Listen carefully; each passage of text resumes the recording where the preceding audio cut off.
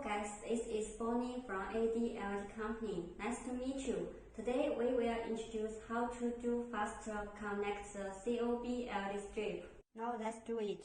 COB LED strip, connector, and the connector to power supply. First we can see where can be to cut. Now we cut it.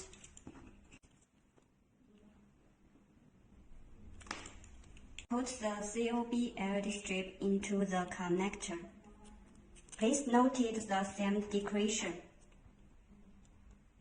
Now we can see this part is prominent.